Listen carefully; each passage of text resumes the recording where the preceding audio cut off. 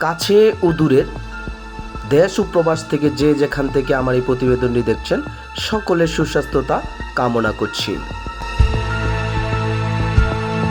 আজ দেখছেন মুরাদনগর অন্তর্গত সালিয়াকান্দি বাজারের একটি রাস্তার নাজেহাল অবস্থার প্রতিবেদন। শুরুতে যা দেখছেন বড় বড় গর্তের মধ্যে মনে হয় যেন ছোট ছোট খাল, যেখানে মাছ চাষ করা হচ্ছে। বাজারের এই অবস্থা দীর্ঘদিন যাবৎ চলছে। সামান্য বৃষ্টি আসলেই পানি সরতে পারে না। তারই মধ্যে রাস্তা সংস্কারের কোনো কাজই দেখা যাচ্ছে না। তাছাড়া দোকান ভাড়াটিয়ারা দোকান ভাড়া নিয়ে ফুটপাতের অংশটুকু অন্যজনের কাছে ভাড়া দিচ্ছে। এতে করে সাধারণ মানুষ চলাচলে অনেকটাই অসুবিধা হচ্ছে। বিনীত অনুরোধ রইল বাজার কমিটির জন্য এই বিষয়টা আপনারা খুঁচিয়ে দেখার জন্য।